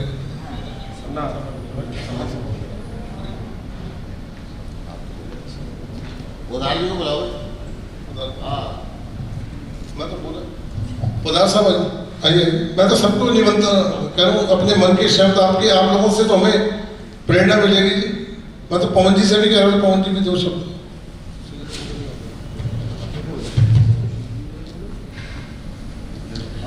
समय कम है, इसलिए मैं सीधे अपने वक्तव्य पे आता हूँ। अंतर्राष्ट्रीय वैश्य महासम्मेलन में जमा हुए बंधुगण, मैं सुशील भाई की बात पे चर्चा नहीं करना चाहता। सदन में हम दोनों एक दूसरे के आमने सामने बैठते हैं, यहाँ पे भी हो सकता है कि हम दोनों के कुछ व्यूज नहीं मिलते हों, लेकिन उस पर मैं नहीं जाना चाहता हूँ। लेकिन जो बातें अब तक हो रही थी सेवा की इस पैंडेमिक में, मैं 2 दृष्टांत आपके सामने रखना चाहता हूँ जिसमें आपके बंधुओं ने क्या काम किया। मेरे एक मित्र थे, छोटे भाई की तरह, शंभू चूड़ी वाला। हमारे यहाँ रांची में एक अस्पताल है, व्यवसायियों के द्वारा बनाया गया नागरपुर सेवा मोदी सेवा सदन। जब वैक्सीनेशन शुरू हुआ तो उस व्यक्ति ने वॉलंटियर किया अपने आप को कि जितने लोगों की वैक्सीनेशन है इसकी सारी व्यवस्था मैं करूंगा, और वो खुद लग करके दिन में 200, 300, 400 जितने लोग आते थे सारे लोगों का सम्मान करना, उनको वैक्सीनेट करना, और इस प्रक्रिया में वो लगा। दुर्भाग्य है कि करीब 15-20 दिन के बाद में उसको कोविड हो गया, खुद को कोविड हो गया और वो बच नहीं पाया। लेकिन जब कोविड भी हो गया था उस समय भी उसकी इच्छा यही थी कि भैया मेरे को तो अब बचना है, नहीं बचना है, मैं तो ये सेवा करता रहूंगा। उसको घर वालों ने, सब लोगों ने मना किया कि तू कोविड के पेशेंट के बीच में क्यों जाता है, क्यों अपने आप को एक्सपोज होता है। ये मैं बात कर रहा हूँ सेकेंड फेज की, जबकि सारे लोग डर के मारे घर में बैठे हुए थे, लेकिन उसने खुद ने वॉलंटियर का काम किया था और वो आपके समाज का आदमी था। दूसरा, जब पहली बार जब लॉकडाउन हुआ तो आपको मालूम है कि सारे मजदूर लोग बेचारे खाने पीने को भी मोहताज हो गए थे। हमारे यहाँ भी हुआ। हमारे यहाँ महेश्वरी सभा और कुछ संस्थाओं ने लेकर के पूरा दिन भर फ्री खाना सबको देना शुरू हुआ। कुछ मोटिया मजदूर ने हमारे एक मित्र को पकड़ा, आग्रह किया कि हमको आपसे मदद चाहिए। उसने सोचा शायद ये पैसे मांगेंगे। उसने कहा साहब खाने पीने की तो व्यवस्था हो गई, काम धंधा कुछ है नहीं, हम लोग खाना खा लेते हैं लंगर में और सो जाते हैं, लेकिन सुबह शौचालय के लिए हमको 5 रुपया देना पड़ता है सुलभ शौचालय में, जो पैसे हमारे पास में नहीं है। उसने मुझे फोन किया, मैंने अपने मेयर साहब को फोन किया और दूसरे दिन से ही वो सुलभ शौचालय फ्री हो गया। और वो मेयर आपका बंधु संजीव विजयवर्गीय है। ये मैं 2 उदाहरण देके बताना चाहता हूँ आपको किस तरह से छोटी छोटी चीज़ों को भी लोगों ने संज्ञान लिया, उस पर एक प्रतिक्रिया जताई और समाज की सेवा में आगे आए। इससे अधिक मैं क्या कहूँ, राजनीतिक मुद्दे पे मैं बोलना नहीं चाहता, लेकिन हाँ इतना जरूर है कि समाज का जो एक राजनीति का जो क्षेत्र है, जैसे व्यवसाय में आप इन्वेस्ट करते हो अपना समय पैसा, तो कुछ रिटर्न की अपेक्षा करते हैं और कुछ निश्चित रिटर्न की अपेक्षा करते हैं। लेकिन राजनीति का एक क्षेत्र, राजेंद्र अग्रवाल जी जैसे बहुत अनुभवी लोग हैं, मैं मान के चलता हूं कि this is something a profession which जिसमें कोई भी रिटर्न की कोई भी संभावना नहीं है। मिल गया तो बहुत है, नहीं मिला तो जयराम जी की। अगर हिम्मत है तो इसमें आइए अथवा इससे दूर रहिए। धन्यवाद। धन्यवाद।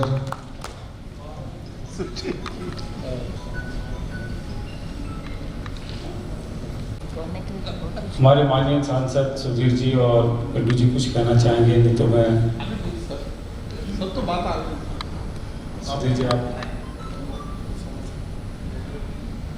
जैसा कि मैंने अभी कहा था कि हमारे माननीय सांसद हमारे बीच में हैं और उनको सम्मानित करके समाज के लोग गौरवान्वित महसूस करते हैं, they feel proud of it. उसी कड़ी में मैं आज सबसे पहले राजेंद्र अग्रवाल जी को उनका सम्मान करना चाहूँगा।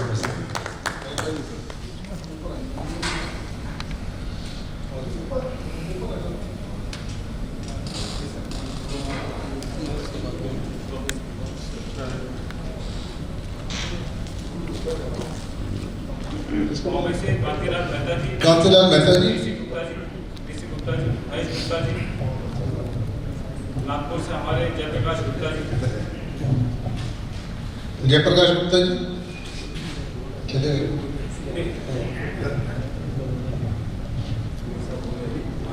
ये पूरी महाराष्ट्र की टीम है जी हमारी। कांति भाई अध्यक्ष हैं, महेश जी अध्यक्ष, कांति भाई हमारे वर्किंग प्रेसिडेंट हैं।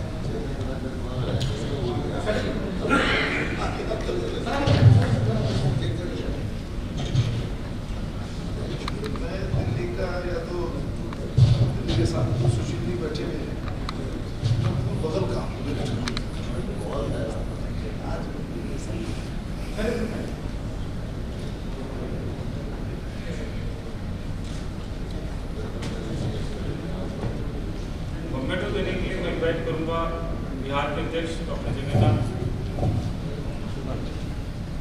सिंघानिया जी, बंगाल से सुदेश अग्रवाल जी,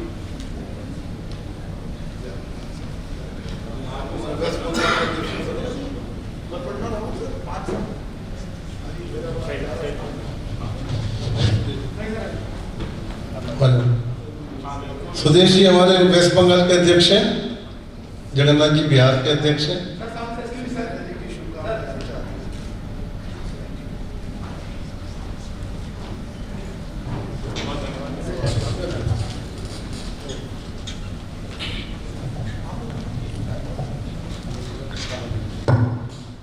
रमा देवी जी से प्रार्थना के वो आइए, आपका सम्मान कराते हैं। राजस्थान की टीम सारी, मेरा निवेदन है कि राजस्थान के डॉक्टर एस अग्रवाल, ध्रुवदास जी, गोपाल गुप्ता जी, राजस्थान की पूरी टीम आ जाए। वैसे भी आज आपने मेडल जीता है, रिलीफ फंड में राजस्थान नंबर 1 आया हमारा कंट्रीब्यूशन में।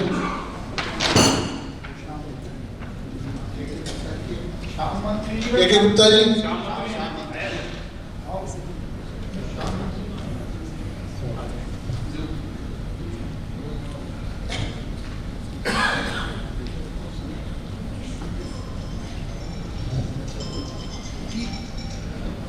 आज अपना जब मैनेजमेंट कमेटी की मीटिंग हो रही थी तो उसमें डिस्कस था, राजस्थान ने सबसे ज्यादा कंट्रीब्यूशन किया है जी, जो हमारा रिलीफ फंड हमने इकट्ठा किया था उसके अंदर। और अमृतलाल अजय भाई गए, अजय भाई कहाँ? आप आ जाओ, द्रौपदी जी आप हरियाणा से रिप्रेजेंट कर रहे हो।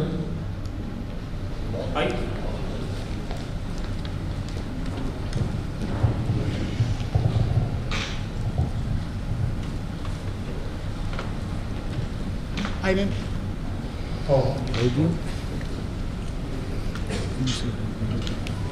यस हेलो क्या sweet ma'am one more. Amritlal ji ने अपना ग्रीन भारत का हमारा एक चालू करा है प्रोग्राम, जैसे 5 लाख पेड़ इन्होंने लगाने का पूरा प्रॉमिस करवाया।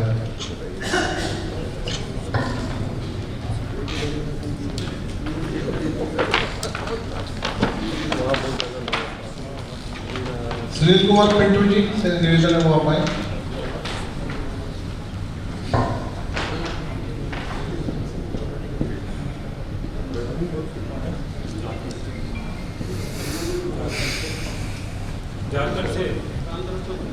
झारखंड से रामदास जी,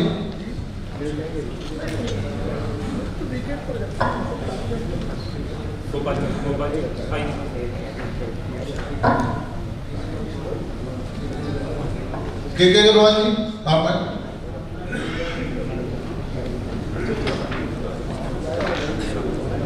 आइए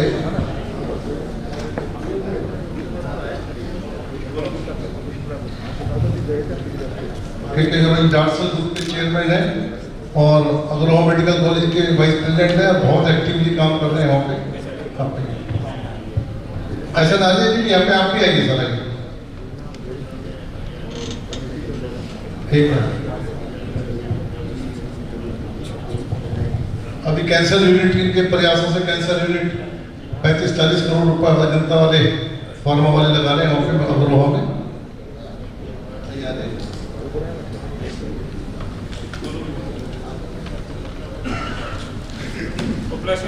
Excuse sir, please one group picture sir. Please close sir. Sir, please close. Picture. Yes, look at camera. Thank you sir. Dr. Ramji.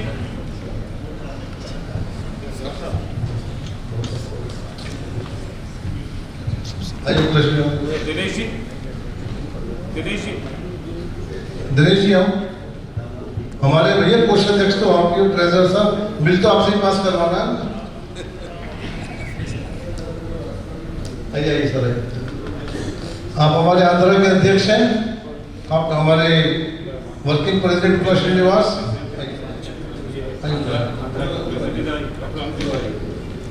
आइए दिनेश जी,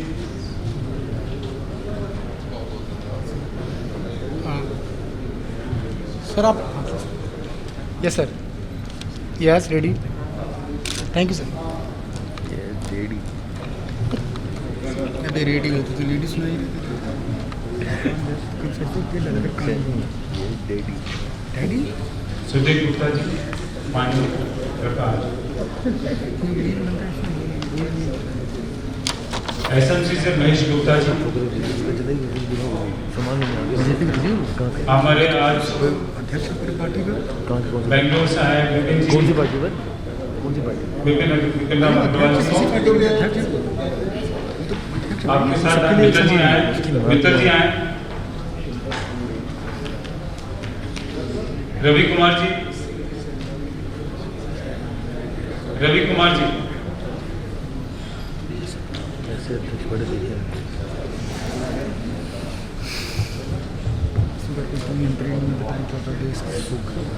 सुगर में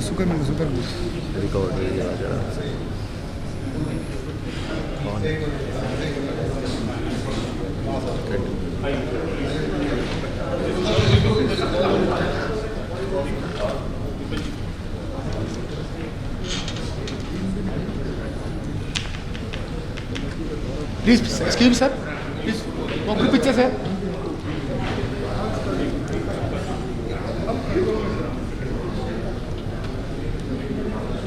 सर थोड़ा सा आगे, thank you sir. Yes sir, yes ready, thank you sir. बंधुओं, जैसा कि आपको पता है कि इंटरनेशनल फेडरेशन में अलग अलग अपनी मेंबरशिप्स हैं। आज मित्तल जी ने हमारी नई सदस्य ग्रहण की है और वो प्रमोटर मेंबर बने हैं। मैं पिट्टू जी से निवेदन करूँगा उनको सम्मानित करें, सुधीर कुमार जी से उनको सम्मानित करें। आइए सुधीर, प्रधान जी, भाभी जी भी आई है, उनको बुला लो।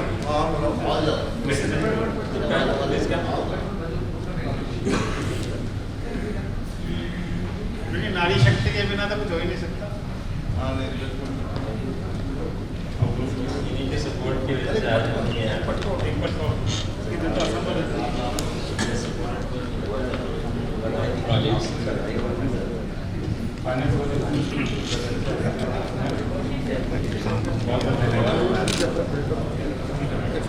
Sir thank you sir, thank you sir. Memento देने के लिए बुलाऊंगा श्री सुभाष जी गुप्ता,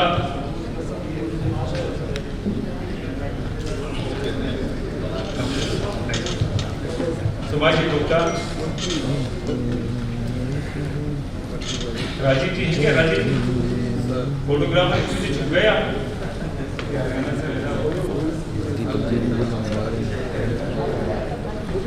आई sir, yes sir, sir thank you sir.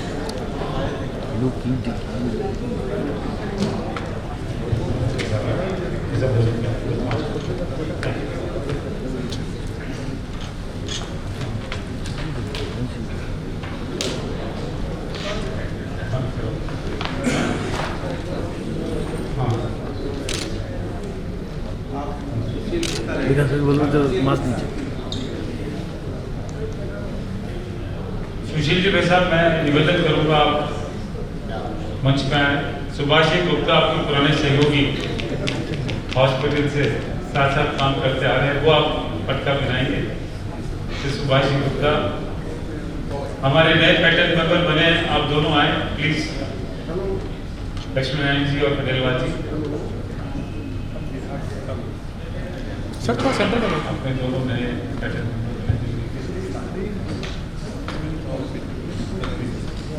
कौन है सर? आई सर, आई क्या सलू क्या है?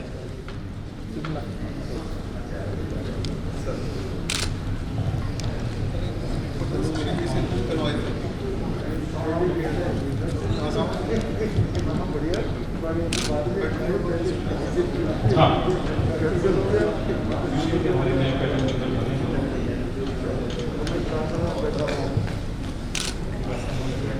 आपके पीछे से मैंने कहा था कि आप लोग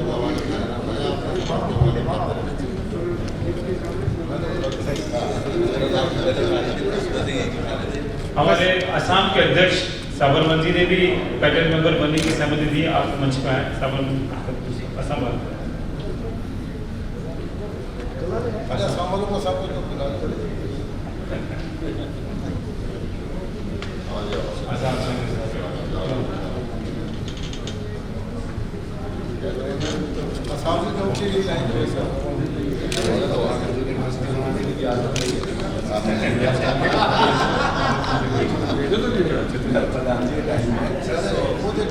चतुर्भुज जी अग्रवाल, चतुर्भुज जी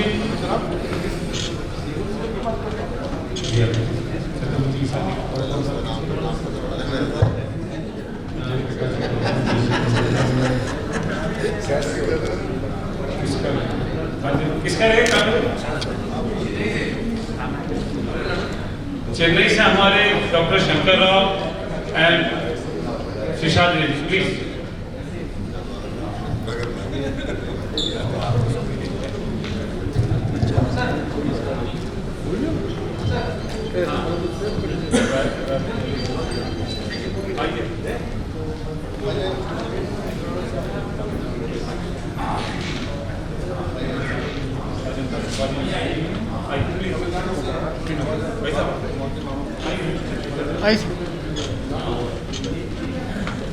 Yes, sir. Look at camera, sir. Thank you, sir.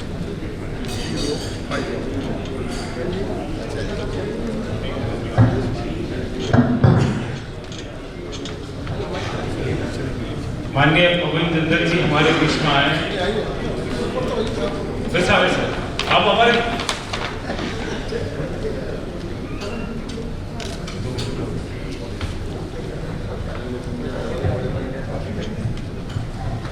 Rajiv जी, दुर्गादत्त जी कहाँ हैं?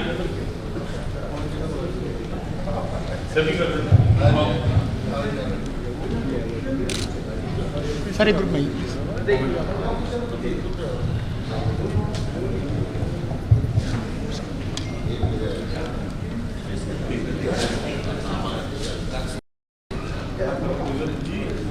Yes, sir. Thank you, sir.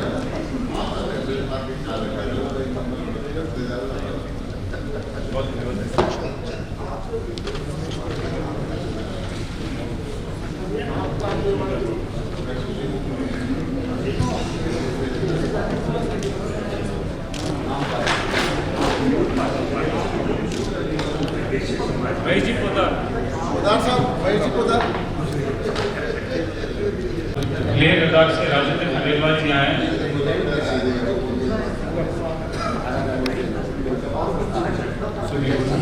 वैसे लद्दाख से हमारी नई कड़ी थोड़ी है, मैं आपसे निवेदन करूंगा।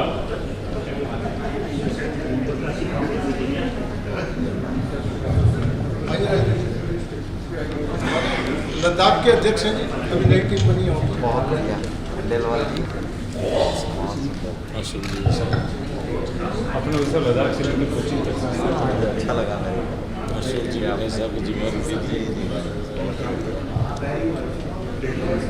भोजन ग्रहण करें। Please kindly join us for the session.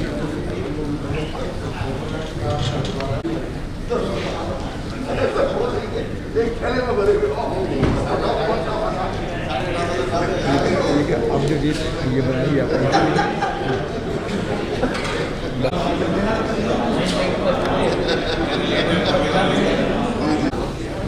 अच्छा सामने अरे वहीं ठीक है भाई चलो चलिए। अच्छा वो आसाम वाला गमछा, आसाम वाला कहाँ भाई?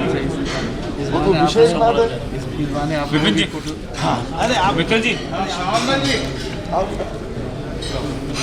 राजेंद्र जी खंडेलवाल आओ जरा। अरे ठीक है मेरी और लद्दाख के हमारे नए अध्यक्ष नई कड़ी की लद्दाख के हाँ मैं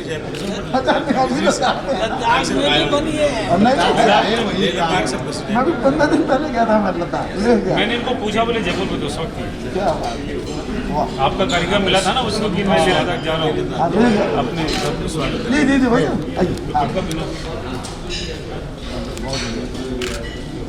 ऐसे group picture sir, high sir group picture sir. Yes sir, thank you sir.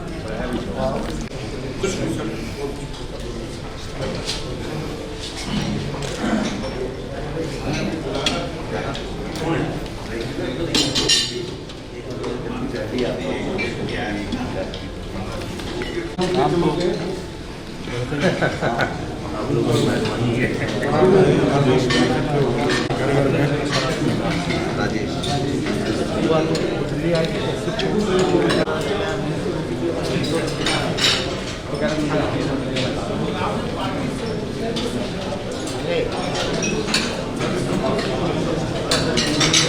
आज के मीटिंग में मैं कह रहा हूं, संसद में अलग बात है। मैंने मोदी जी समेत सब लोगों को जब हम लोग अपने समाज में